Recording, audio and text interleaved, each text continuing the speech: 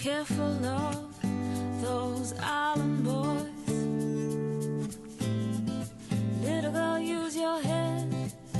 They will tear you up like a paper toy. Oh, no, no, no. Yeah, yeah, yeah, yeah. Oh, no, no, no.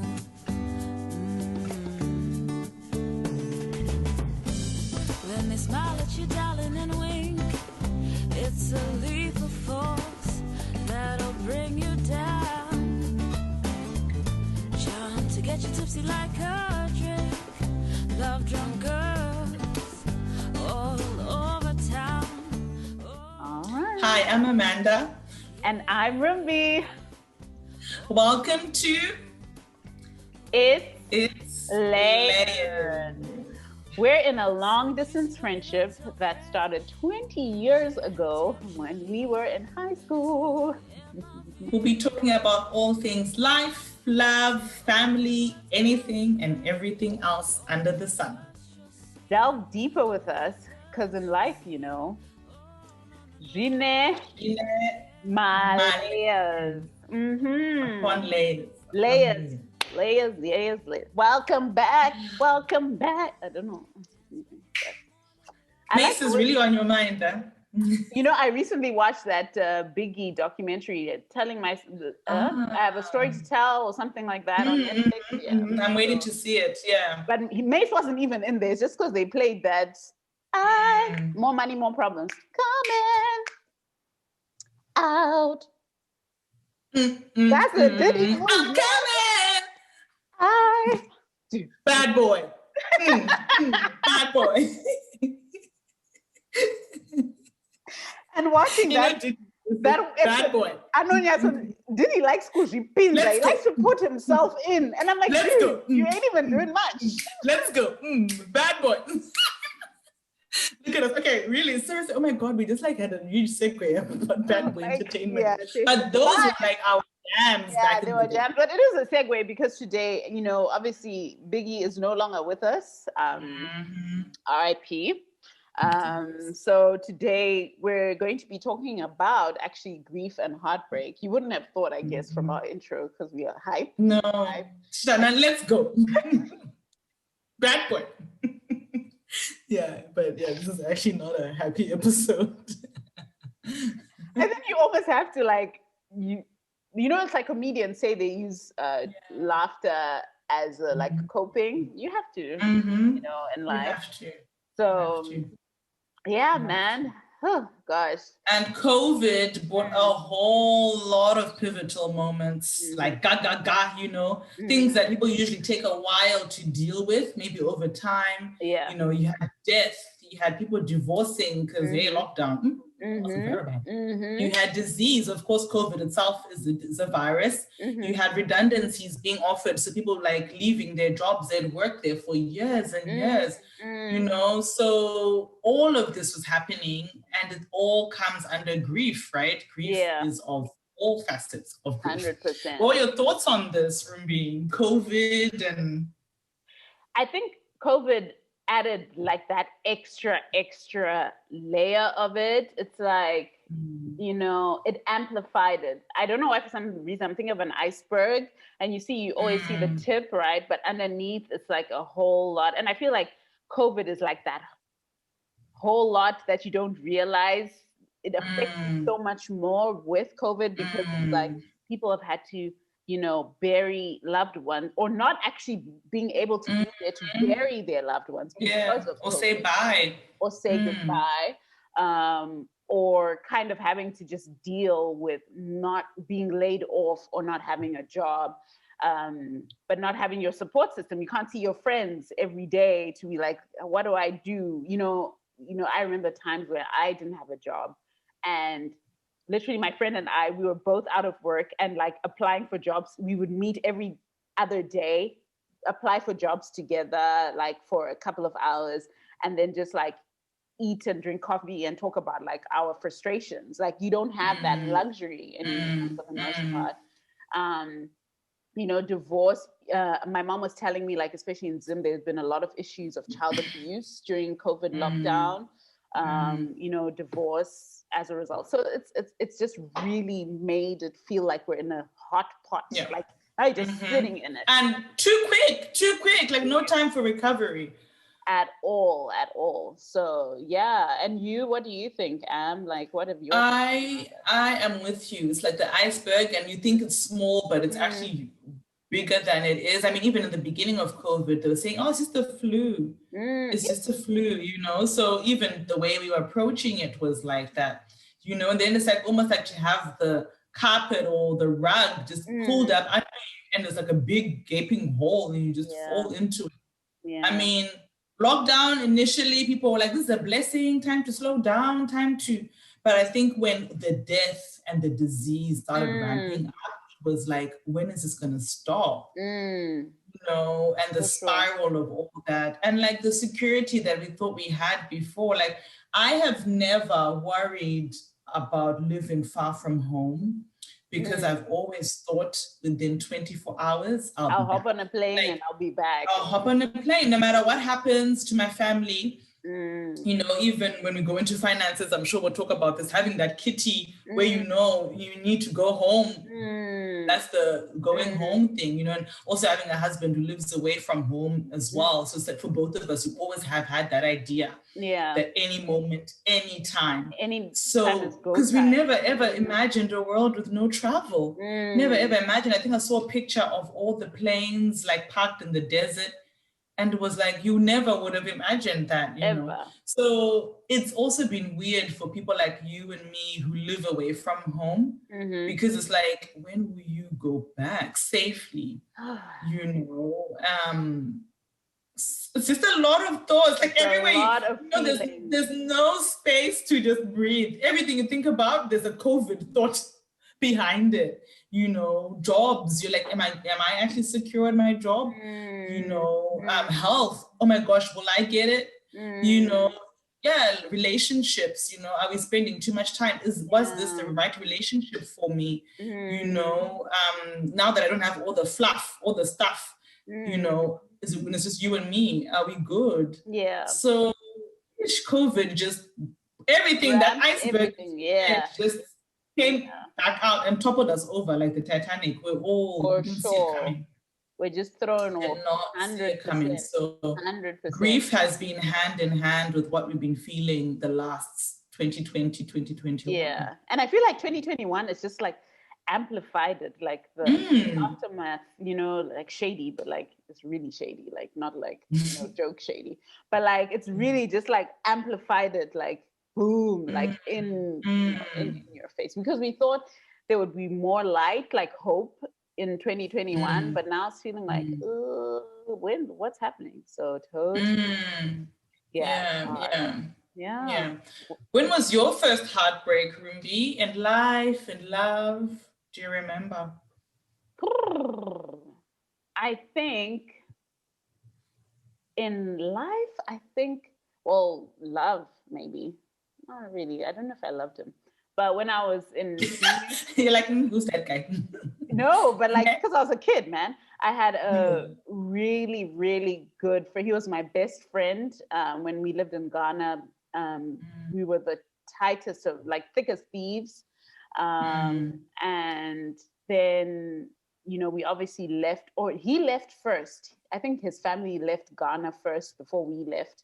That was like the first like heartbreak, because I loved him. This was like my bestie. Like, we did everything. We'd play together. We'd like each other's houses, like that kind of thing. So that was tough. That's the one I can ultimately remember.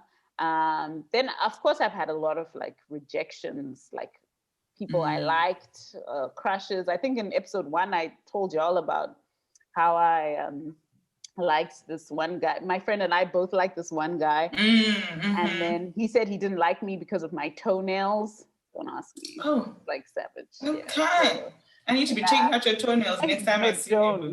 Don't. You show us your toenails right now. Show the people. Nope. I got my dad's toenails. Like, so they're not like, they're not white. I don't have white toenails. It's like I don't know how to explain. No, you're not seeing that. That's a sensitive spot, Amanda. Okay. We'll lead up to it. Yeah, but there's that, like, I think life has also brought me a lot of heartbreak when it came to like whether it's career or how I thought my life should go. So many things, man. Like I just, yeah, a lot. And for you, when was your first heartbreak or life heartbreak or?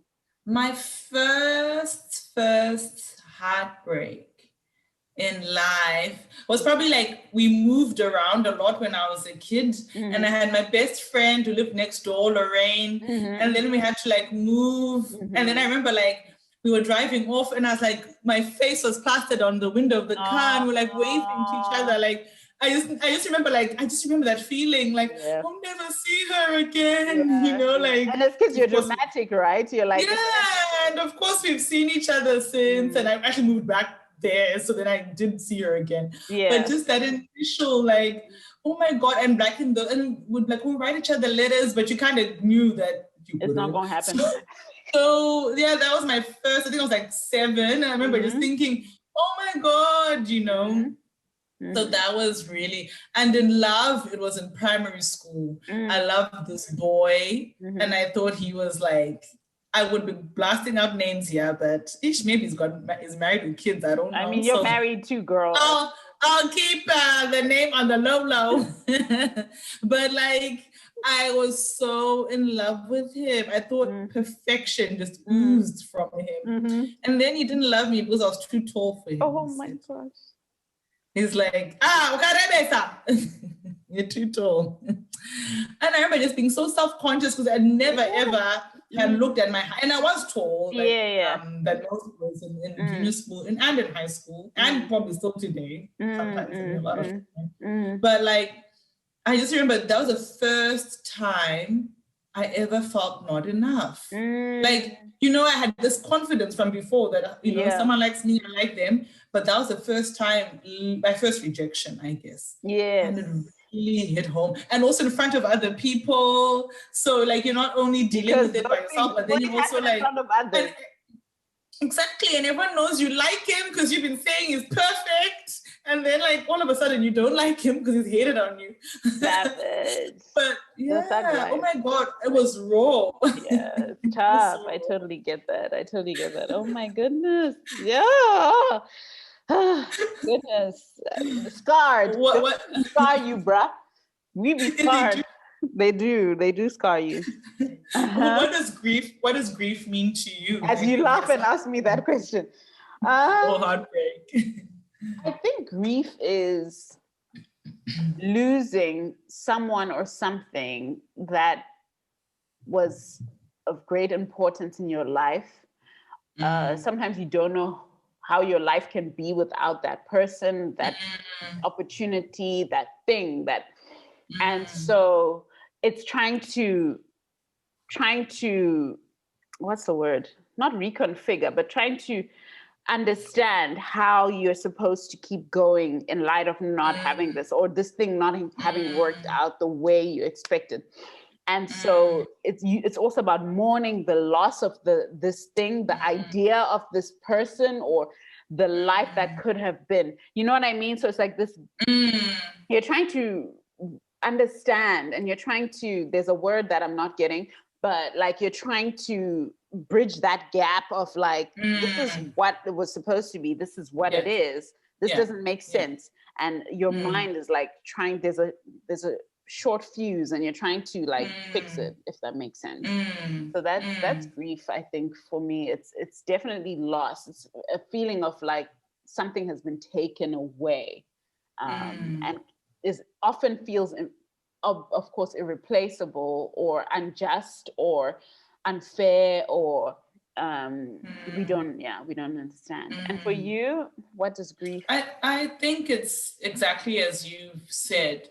It's almost like whatever the situation is, whether it's losing your job, losing a loved one, getting rejected, whatever the grief or the heartbreak or the loss is, it's almost like there's a before and after. So there's like that before where you're like, everything's cool or whatever. Then there's the after where it's like, ooh, that has happened and now it's gone left. Yes. And then, as you said, your mind still thinks of the shoulda, coulda, wouldas, but you're still living in this reality. But your mind is like, no. So that's like the ultimate. Yeah, like where you're always in two minds when it comes to that particular subject matter. You're always like, oh, could have, oh, should have. Yeah. I wish this, I wish that, I wonder. Whereas life is showing you, no, this is it now. This is what it is. Yeah. And so you've explained it perfectly. You alluded to it actually earlier about how like this expectation, like you've released control, like over this COVID-19 issues, like you relinquish control because like you don't have ultimate. And I think part of grief is like there's a control you thought you had or a direction you thought you had, and then now it's like gone. And then a lot most times it's out of the blue, right? Sometimes you know, even if it's a relationship, you still think, oh, we can do it, we can make it, we can hold on. And then when that final call comes, like no, or it's a lot. It's hard to leave it with all the hopes and the dreams and the wants and the wishes you had for that particular thing. It's tough. We're asking the same question at the same time. Any losses that have had a profound impact on you and in life and love and, you know? In life, I'll start with in love. That's probably easier. In love, of course, you know, maybe not profound, but each rejection or each setback, so to speak, it changes you, you know. You don't just brush it off and move on. You kind of go, oh, you know, and you lick your wounds a little bit, and then you try to pick yourself up. So I would probably say all the, just to dust yourself off and try again. Yeah, Aaliyah, let's do this. So like, it's like that where, you know, you think, you thought you knew how it was going to go and then it doesn't. And it's heartbreaking. And then sometimes it's embarrassing as well because you're like, oh, why did I even like him? And then in life, of course, it goes without saying that when my mom passed away, that has had a profound impact in my life. That's definitely a before and after. It's like the Red Sea that was parted, and there's that before and after. Always, everything I think of, everything I do, it's always back to that. That's like a big gap or demarcator, a big line in the sand in my life. You know, how life was before and how life has been. Do you think it has influenced the woman you have become today, or you know, it's kind of like such a hard question to answer because you don't have the privilege of knowing anything else. I can't say, oh, it hasn't, because obviously it has, but then I also don't have something to compare it to.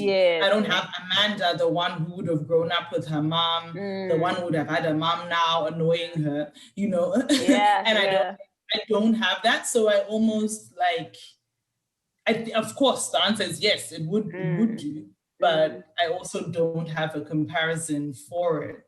It's like asking someone who grew up rich, you know, how did it feel? And they're almost like, well, it's normal. It's my normal. It's my normal. My normal is that my mom passed away when I was 14, and that's my normal. I can imagine what life could have been, but I'll never really know for sure. I'm with you. And for you, any losses that have been profound in your life?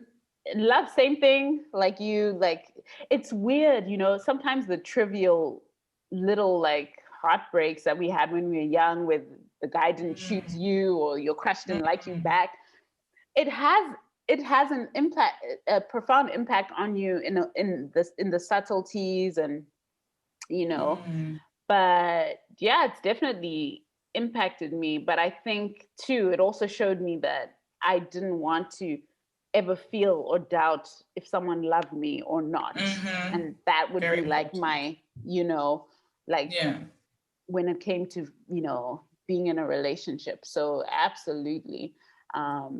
that had an impact on me. I think there are moments in my upbringing that have had a profound impact on who I've become. Like, I know life before and almost like created a darkness in my life after. Does that make sense?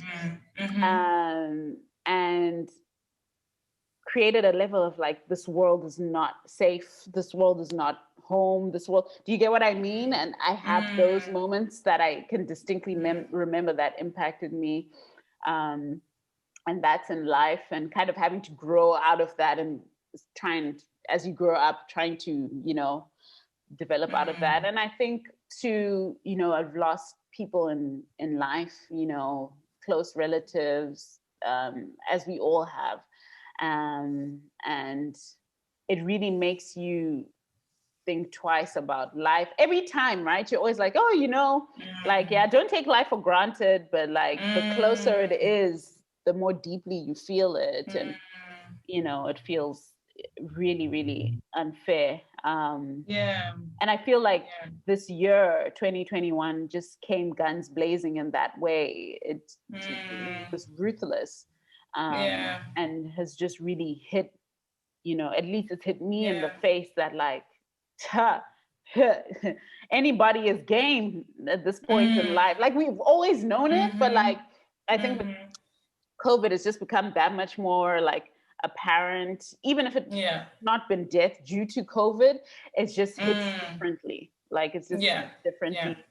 So much loss in that way. And there's something about death in our peers, like not to take away from death of you know, elderly relatives or younger even, but when someone is like the same age as you or the same social circle as you, it just hits differently, because it's almost like, what, like you just, it's not supposed to happen. It's not supposed to happen. It's an outside problem, not to us, you know. So whenever it's someone super close or you just didn't expect, it's just, it literally knocks the breath out of your lungs. Literally, I had that mode, like, where you're like, oh my goodness. And then I think it's amplified when you're far away, like being away from home. It's such a mind F, because you're like, is this a joke? Like, what's happening? Like, what is, so guys, I think a lot of us, also when you're, sorry. I think a lot of us are going to be dealing with grief for a long time, especially if we haven't been able to bury people or be there, or it's going to be a longer grieving process than I think we are aware of. Or that's exactly what I was going to say, that, you know, when you live far, like both of my grandmas, when they passed away, I was here already. And of course you grieve, of course you cry, you're like, oh my gosh. And then for both of them, I didn't make it for their funerals. I didn't go. And then when you finally do go and you see where they're laid to rest, you also realize how everyone's moved on and you're still stuck there. And even when I went to my grandma, my dad's mom, whenever we like drive down the long driveway, she'd always be like, your way, and start like ululating and like being so happy that we've come. And then she'd like announce you as you're coming out of the car, like, oh, Hernandez, Solomon is here, like everyone. So like to go Kumusha and not have that reception. It's like, what? It's like, oh yeah, she's not here anymore. You know, so it's like those little things, and everyone else is now so used to it, because depending on how much time has passed from when she passed to when you go, it's just, that also can be a bit isolating, because you're like, you feel like you didn't grieve with everyone else.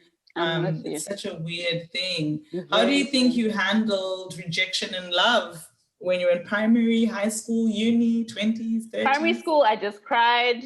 I mean, really, what are you gonna do?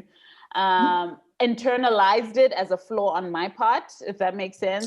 Saying, you know what I mean? Like there's something wrong with me for this person not to like me. So, for example, like, that's why I'm sensitive about my toes, my toenails, or that's why like I'm sensitive about my many different things, right? So because you feel ashamed, and instead of like, I wouldn't go to like a friend and be like, oh my, can you believe this dude not wanting this? Oh hell, it was different. So I just was. So you felt justified in them rejecting you? You felt like that was. I felt more ashamed, like, oh, there must be something wrong with me. And then it's like, then you hide in your corner. You're not like trying to unpack it, right? You're just like, ooh, there's something wrong with you, girl. Like, keep this to yourself, if that makes sense. So there was that. Uni, venting to friends, still a level of shame, but like venting to friends and like just going like, oh, why? That kind of thing. Partying, of course, being an outlet too, right? So just like let's drink, let's like that was a way to deal with it, which was fun. But and then in my 30s, I think I'm still young in my 30s, but kind of just like there's no time to waste. Really, like it's like you know what you want, you know what you're here for, like you can read between the lines. This dude's gonna waste my time or wants things that I don't want, or so then you're more able to be discerning and just be like, you know what, okay, fine, like move on quicker. It's like not you, it's just the situation might not be right, or that kind of thing. So yeah, that's my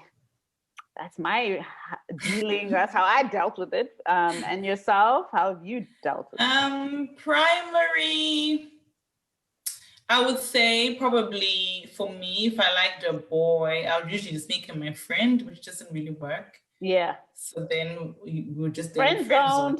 Yeah. So I think I never now that I look back on it, and I did a little bit of it in high school as well, made boys I liked my friends. I think because I really thought I was going to get rejected. So it was easier then to deal with it. Like, oh, I don't like him that much. He's just a homie. So yeah, like when you think about it, it's a bit fucked up because it's like you didn't give yourself the chance. Yeah. You just automatically go, you won't, So I know a lot of times for me, a lot of guys who were my friends, and shout out to you boys in high school. I probably did but then I suppressed it to a point where you didn't get to know them too well, or you just, make it play because where they start coming to talk to you about their relationship. Or asking you to hook them up with someone else. You're like, but I'm So I think a lot of times my coping mechanism was just to make them friends. And I never really allowed myself to then get to the point of really being outwardly rejected, like, I like you, I don't like you back. But because I kind of thought I was like a clairvoyant and I'd already seen this ain't gonna work. This dude ain't gonna check for me. It's not gonna happen, So, and school dances, as we talked about last season, happen. And when he's not inviting you, say like, well, there's my answer, kind of thing. I just never saw any guy really taking the chance. So then I never gave myself the chance. Then uni was a bit, sorry, yes? I was going to ask, do you think guys know when they are also like using you in that way? Like, you're my friend, but I still kind of flirt with you. I know you like, but I know you, and I know you like me, and then they... Yeah, girls do it too. Both of us do it. It's a power play. When you... Some of them I don't think knew, to be honest. I think some of them I just squashed it so quickly that it just never... And sometimes you're also like, is it really me liking you, like crushing on you? Or am I just happy that we have a rapport? So it's kind of like the lines start to get a bit blurry. Because when you're not talking to that many guys and you have a few guys you're talking to, do you like them or do you just like the attention they're giving you? So it's kind of like... I'm with you. I'm with it. Yeah. And uni for me was like bravado. Like if someone didn't like me, I was like, well, he doesn't know what he's missing out on. Yeah. I'm that bitch. I checked my DNA, like Lizzo said, 100% that bitch. Unica, I just got this confidence where I was just like, no.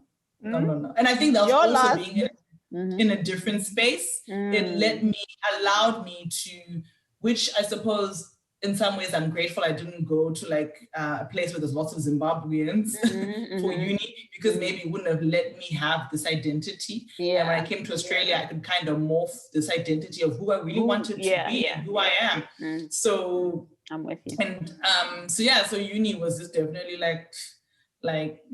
he be silly to walk past this. Missing, I don't know what he's missing. And then 20s was like hard, I must admit. Late 20s before I met my husband, because you are starting to think of a family, right? You're starting to think of long-term relationships. You know, it's not about flings anymore. So it's like when you're like dating someone, potential, and then something happens and then you don't. It's like, oh, now I gotta start again. Yeah, you know, like that back and forth, and seeing the potential in someone and then seeing, oh, it's actually nothing. So yeah, late 20s was exhausting in terms of that. Back and forthness. I just wanted to, I felt like I just wanted to settle, not in a bad way, like just find anyone, no. But in I was ready for love. I was ready for a good man to love me. So obviously when my husband found me, there was a little bit of a sense of relief as well, like, okay, he be good, I'm good, love him, he loves me, let's do this. Because the back and forth and the, and the thing is, for like the 6 months or 3 months or 4 months you're dating, you're like, Shurukufamba, it's all working well. And then boom. And then no. And then you have to go back again. And then it's been nice. There's a sense of comfort that also sometimes comes when you find someone. I'm with you. I like that. Man, it's so fun. So you finished me with your uni days. I never said that. Yeah. Lizzo. Do you know, I haven't even listened. I've never pressed play on a Lizzo song. I only see it on TikTok. Oh, really? Ever. Oh, wow. I've never listened to the album top to bottom, but I have listened to like the singles, I suppose. Yeah. What are your thoughts on the stages of grief? So there's denial, anger, bargaining, depression, and then acceptance. Maybe not always in that order. Yeah. I mean, I think it's allowed, right? I feel like with grief, sometimes that's the time where we actually allow ourselves to feel. And I'm talking about grief in the sense of losing a loved one, but we don't allow ourselves that space when it comes to other areas of our lives. Sometimes it's like relationship, or sometimes relationship we do allow, for sure. We've all breakups, had those moments where we wanted to do waiting to exhale, put the dude stuff in the car, light on fire, or in Vogue where you like smash it. But I think we don't always allow ourselves to grieve loss of, it could be friendships, it could be loss of a job, loss of income. We don't give ourselves that room because it's always like bounce back, keep it moving. It's not really affecting your sort of, it's not a life or death situation. Do you get what I mean? So I think when we lose a loved one or lose love, that's when we actually almost allow ourselves to feel, but we're essentially supposed to allow ourselves that in whatever thing that we feel like we're grieving or loss. It could be the change in a relationship dynamic with someone you're going to be in, if it's a family member, they're going to be in your life, but like the dynamic changes. So you're allowed to grieve that, so I think there's a lot of denial in other aspects, and we never really go through the anger, bargaining. Do you get what I mean? And so we're harboring and just carrying these emotions throughout, and it's like it does us a disservice, if that makes sense. But yeah, I think I understand the stages of grief. Do you understand them, or do you think they're relevant? I do think they're relevant. I do think they're necessary. I do think they can be out of order, like they're not. And I do think they can come back again. Like it's cyclical. I don't think it's linear where it's like, okay, I finished this stage. Okay, now I'm on this next. It's not like that. It's just like anything and everything can be there. Can trigger. You can be triggered. You don't know what can trigger you. Yeah. Exactly. Because I think on my personal experience, sometimes I think to myself, obviously I grieve for my mom, but like when I was 14 or 15 or 16, did I not miss her as much as I miss her now? And why so? Is that because now I'm a wife? Is that because now I need more? Like when I was doing the Rora thing, we all know how much we need to lean on a mother at that time. Yeah. Is that things like that? Is it like when my nieces were born and I'm looking at them and thinking you'll never meet her? Like it's just like it triggers you at different times. So I think I feel like though I respect the stages of grief, sometimes people take them too literally. Like I've been in situations where people think you're still not over it. Like I've had people say you're not over it, and it's like I will never be over this, and that's okay. That's okay for me to always grieve on this particular. That it might not be as raw anymore. It might not bring me to tears as much anymore. But it's not like. It ties in with Zimbabwean communication as well. Yeah. Because we don't communicate. Lack thereof. Yeah. Lack thereof. You don't get to grieve properly. You don't get, it's almost like, and also because there's so much death and despair, even before COVID, it's almost like whilst you're grieving, something else happens. On to the next, on to the next, on to the next. And also having a big family doesn't allow for everyone to fully go through their process. I feel like for a lot of people, grief is behind closed doors. For sure. It's in very quiet moments by themselves, and it's very isolating, which really the only thing to help you out of it is the opposite of that. You can't just be by yourself in your thoughts. And isn't it funny, we have the culture, Kubata Maoko, like it's very important for us to go and offer our condolences and that kind of thing. Obviously with COVID it's changed, but even when we could, I feel like we had this strong culture of Kubata na Maoko, but it was also still isolating. Like I remember when my grandparents or my aunt died, and then like everybody leaves. It's like this mass exodus right after the funeral, and then it hits you then. That first night of sleeping after the funeral would always be the one where I would have the nightmare, or the one, do you get what I mean? For sure. It's weird. And I think as a people, as Zimbabweans, we probably be carrying a lot of trauma, a lot of for sure stuff as a result. Because that's why when we said, like, even our family episodes, when you poke someone the wrong way, they erupt. Like they start talking to you about things from 5 years ago. You're like, Booty. This shows that we need a lot of therapy as a people. We faced a lot, and it's just always bubbling under the surface. And we have a saying in our culture as well, and I think it ties hand with what you're saying. So I felt like even for me, it's almost like people were concerned, and then silence. So no one really be checking for you. People are now back to their life. People are back to their, and then you feel like weird going, and also it ties into classism. And because some people will be like, but your dad is providing, you have a roof over your head. What are you complaining about? Like, your mom is gone, but like almost like it's almost like it didn't tie into the, if I was poor and if I was struggling, like it needed to complete the story. And then maybe my grief is not as deep as someone else's because I'm in a privileged space. You have access. So it's such a awkward, weird thing to it's such a weird space to occupy. But I feel you when you say everyone's there and then everyone's not there. But in having said that, don't you get annoyed at funerals when you're serving, when you're the ones who are grieving? Like, people expect you to do the dishes and make tea and feed people. But you're like, idea. Like at my own mom's funeral, I remember this so distinctly.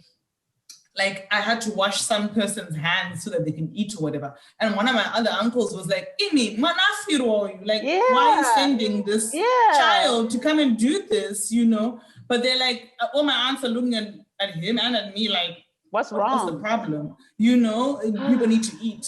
But it's like, so yes, you don't get that sense of layered. comfort. Like, you don't get that had, comfort.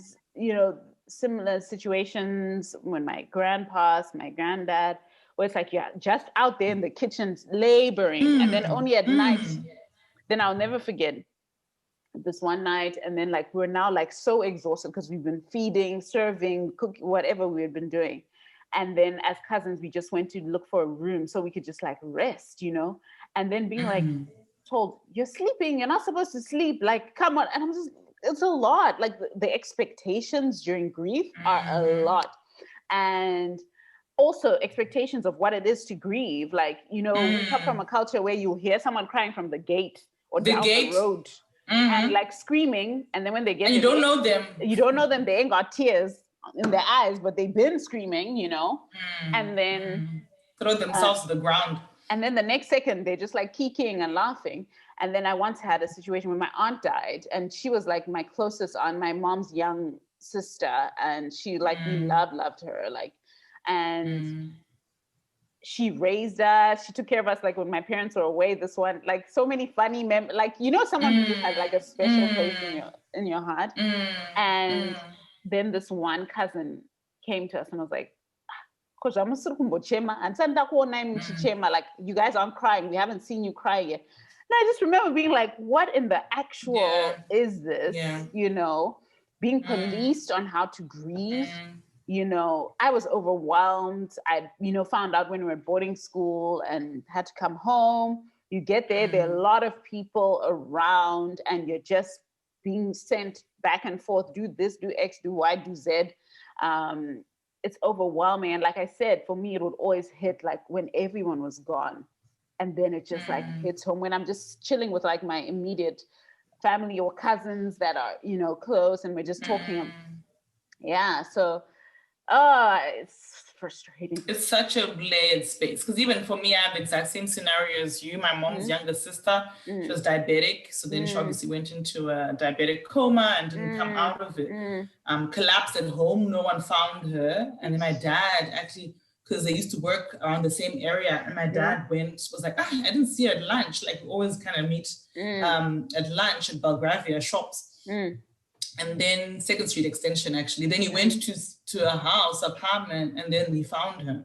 So it was very traumatic, even for my dad. And I remember like them calling me, and I was in D block, and they're like telling me, but it was almost like telling me as an after thing, like, oh, we're already on our way, Kumusha, you know, we're already on our way, like, you know, oh, that's what happened. And like, there was no space for me to almost be like, can I come too? Like, can you come and get me? Because again, a lot of Zimbabwean parents' way of fixing things is keeping you in school. You know, they will teach you things, they will show you things. So like at this time when we're all meant to be grieving, and I loved her, I absolutely loved her, adored her. And then it felt a bit unfair that it was just like, oh, you're at boarding school, we can't take you out of school.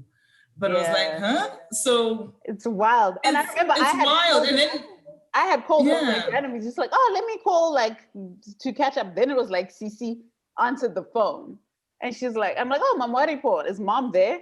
And then she's like, oh, haven't you heard? And I remember it's like, it was such a mind F. Like, what is the actual, you know? But yeah, I get you. Sorry.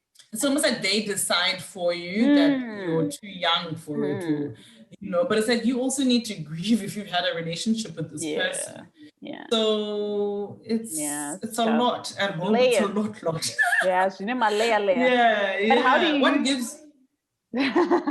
How do you keep hopeful? Like, I mean, to keep going, because I think oftentimes with grief, it's like, what's the point? Especially with someone near and dear to you.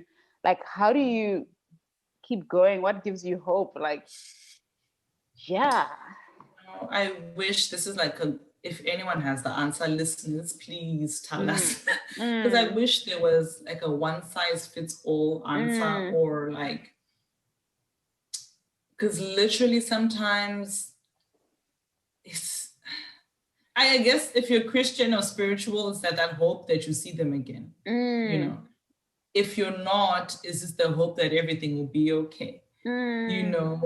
But really, it's every day you tell yourself something different. Because there's when you've lost someone who's really, really close to you, there's no way you're not thinking about it every single day. And especially when it's someone who plays a big role in our lives. Like a mom plays a huge role, you know, so it's impossible to not think about her every single day, not be reminded of her in some way.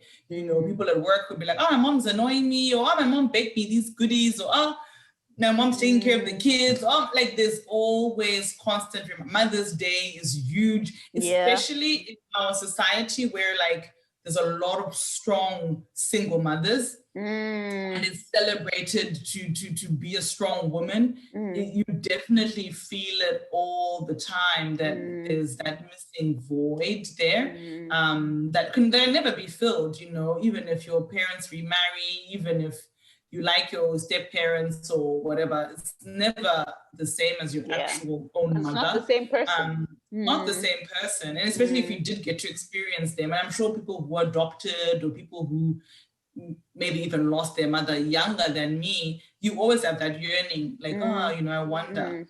Or so it's the only hope is that you hope you're doing right by them. You hope that, and you also don't get bogged down. You know, a lot of times I've had to, you know, you do get grief counseling, you do reach out for help, you do find ways, coping ways. You have to.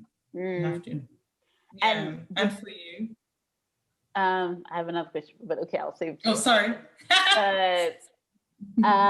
For me, I think, I think because I do believe in God, like that is so imperative for me because I don't understand. Sometimes I don't understand the loss. Like it makes no sense. It's not fair. Why?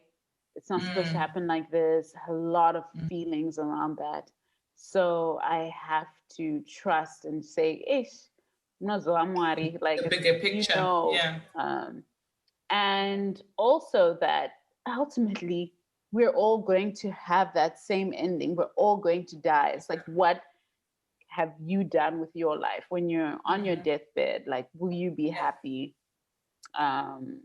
with how you lived your life? And did you do everything you believe you were called to do? And for me, one of my key things that always drives me is I don't want to have regrets on my deathbed. And so in essence, that's what kind of keeps me going.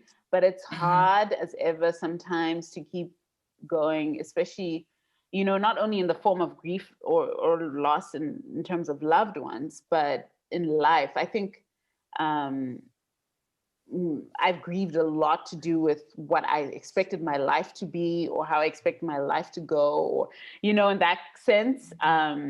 I've also just had to be like, you keep going because it's like, this can't be it. Like you can't, you know, I have a deep belief that there's more to life. So I have to keep going for that. For the ones around me who love me, who keep me strong and keep me going. You know, that's the other thing. Is like, that's why you need community, because community helps you and carries you when you sometimes can't carry yourself or don't have the strength. So there are a lot of factors that kind of, you know, play, but it's not easy. That's why we get excited for life when a new baby is born, and, you know, but for loss, it's completely different, you know, matter. I want to ask you what advice you would give listeners about grief or loss. And I'd also like, if you can share how we can be there for people who have lost, especially in your example, in your situation, you know, having lost a mother. Like, you're talking about environments where people talk about their parents. Sometimes you do it carelessly, right? Oh my gosh, my mom. And I know I've definitely said that to you, you know. Like navigating that, and we've had this conversation before, but I think it might be helpful. It's like, because I think as people, we don't know how to approach people when it's tough. They've lost. But yeah, what advice would you give? And the funny thing is, you just said we don't know how to approach, and I also don't know how to approach someone else, because even though I can be an expert on my own grief, I'm not an expert on everyone's grief. And I've learned a lot along the way that people grieve differently. So some people grieve and they want to talk about everything to do with their person, you know. Everything's about what my mom used to do, what my everything. Then some people you barely even know, you know.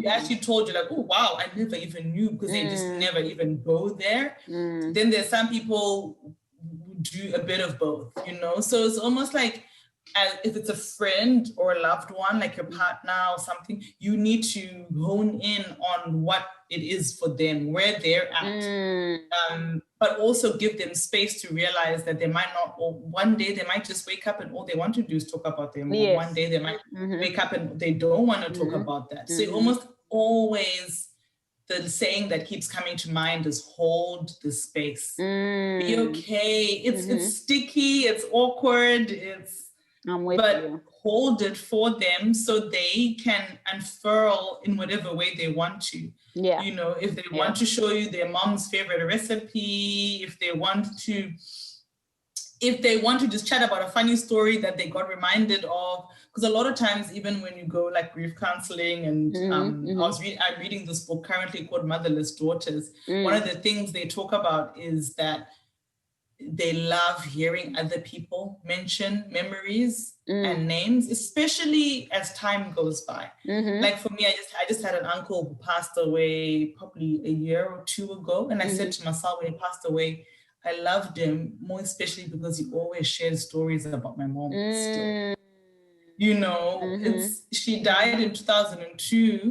Now we're in 2019 when he passed away. So a fair few years have passed. That's amazing. So the stories start to trickle to nothing. And especially in a community, as you've just talked about, in Zimbabwe, you don't talk about things that hurt. So it was always nice when we shared tidbits, like, oh, when me and your mom were young, we used to go and do this and do that. Like my ears were all in, like, oh my God, you know, you want photos, you want pictures, you want everything that, like, because those things are treasured to you and they show you a snippet.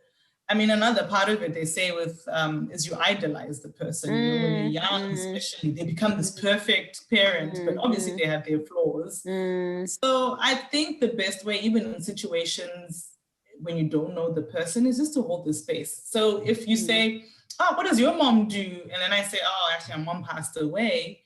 Don't just be like, oh, this good, and quickly, like, wanna, you know, just be like, oh my gosh, I'm sorry to hear that. But, you know, would she have liked this color? Like, continue the conversation. Don't then go, oh, and then run for the hills, which a lot of people do, because it almost, and I find a lot of times people will be surprised that you want to continue. And then they'll actually be like, and if they don't want to talk about it, they'll tell you, I'd rather not. But most times they will love to. They'll love to tell you whatever it is and actually answer the question and actually, you know, go there. But I think it's because as humans, we're like conditioned to be comfortable. So when not rock the boat. When the space isn't comfortable, our instinct is fight or flight. You know, but like, and I find it even with my friends who've grieved and lost children. You know, I've got a very good friend of mine, Lana, who in uni I met, one of my first Australian friends, and she lost one of her bubs, you know, in a car accident. And she says one of the things I love is people mentioning him, like not skipping over, like, oh, I got 3 kids, and then forgetting about the 4th one. You know, so I feel like people don't do it because they're like, oh, I don't want to bring it up, I don't want to be that guy.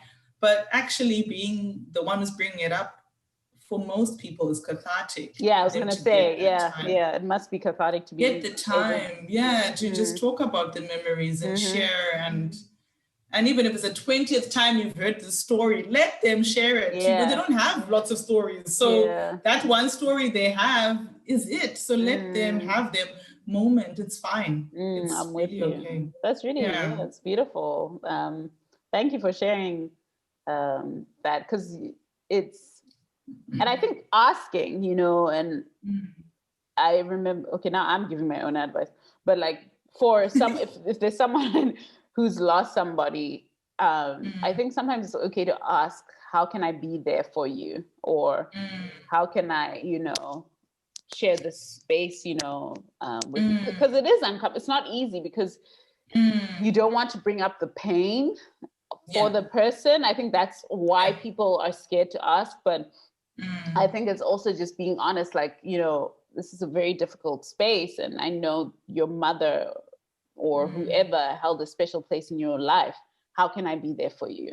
If that makes sense. So yeah, for sure. Yeah. And I feel like once you've asked, most people are honest. If they're not there in their journey where they can openly and freely talk about it, they'll be like, I'd rather not. They will tell you. Then if they're fine to chat about it, they will, you know. So yeah, it's tough. It's really tough, especially like when you are close and you feel like that's the one subject you can't talk about. You know, it's tough. It's like I know everything about this person apart from I'm with you. And the only way you can know more is if you ask more. For sure. And they'll tell you. For sure. Well, I think for me, you know, in general about grief and loss, I'm just whipping out my Bible now because this is something that it's a verse, and you can, if you don't believe, I think, I don't know how else, like we were talking about how we cope with death. I think for me, this is the one thing that really carries me and is the hope or what I hold on to. But for me, it's Revelation 21, verse 4. And it says, he will wipe every tear from their eyes, and there will be no more death or sorrow or crying or pain. All these things are gone forever. And we actually sing a hymn at church, and I love it in Shana. I'm going to sing a little bit. I don't know why I'm now just singing, reading Bible verses, but it, Nikai Singaperi Muneguta Jene. So it's talking about the land of faithless day. I'll just sing the chorus actually. And it goes, Maria Chapukuta Masodi Avovese Hakuna Kuchkane Rufu Hakuna Usiku. That's one of my favorite hymns, favorite verses. And it literally is saying what the verse says, which is that in heaven, when we go to heaven, when all is said and done, there will be no night there. And it's the hope we hold on to. And I think that's grief or loss in whatever space you find yourself, that this situation isn't forever. You know, there's a quote I once read which said that everything will be okay in the end. If it's not okay, it's not the end. And it's to kind of say like, it sucks, it hurts, it's uncomfortable, it's painful, it's, you know, but it won't always feel that deep or that, you know, there will be other things to bring light into your life and hope. So that's, and talk about it. Talk about, you know, and I'm saying this and when I'm not good at doing this, but talk about the things that hurt you, the things that, the loss you feel in your life, where you feel disappointed, where things didn't go the way you wanted them to go, where, you know, you didn't expect to be heartbroken. Like, talk about, cry, allow your space, the room to feel those feelings and emotions, because it's only when we feel that we can kind of heal from them. And it's not to say just wallow. It's about saying, allow your space, the room to feel, let go, and process. And then you'll be able, once you've shed, then maybe you'll be able to start taking the day step at a time. So that's my advice. And I don't definitely seeking help. Definitely. Don't be afraid. And people making themselves available when things like that happen, you know, checking in when the dust has settled, remembering to check in on that friend, you know. So for sure. It's a lot, and it's hard when you're also balancing your own life, but remembering to remember, I suppose. knows, to check in and remember. To just be there for that person in that way. Whether it's from a loved one or heartbreak and hey, music. And remember you sing for us beautifully. There's this track that I'm absolutely loving from a fellow Zimbabwean K Chaps called Juicy. And it's a jersey, and it pretty much says, come and get it. Come and get your jersey. Yeah. Come get your thing. Upset. You know, it's reminiscent for me of like Neo's So Sick back in the day. You know, just that song you sing and you feel as if you're the one going through the heartbreak. Yeah. So definitely guys check that out. He does have an album called Banga, which means scars, and it goes into more songs about love, and it's interesting. It's a good time to reflect on some of these things that we go through life and bring creativity to it. I mean, the best songs are love songs. For sure, because we can feel the pain or the heartbreak or the joy or for sure. Awesome. Well, thank you so much for tuning in with us for another episode of It's Layered. It's good to be back. Season 2. We're excited. And of course, you can always hit us up. You can email us. It's layeredpod@gmail.com. We're on Insta, Greasy. Okay, I don't know why I said Greasy like that. We're on Instagram and Facebook. It's Layered, and share your thoughts, how your experiences, your questions, anything. We are here for it because for it all. Awesome. Thanks, Anne. Been great. Thanks, Rimby. Love you so much. Love you. Bye, everybody. Bye, guys. Cheers.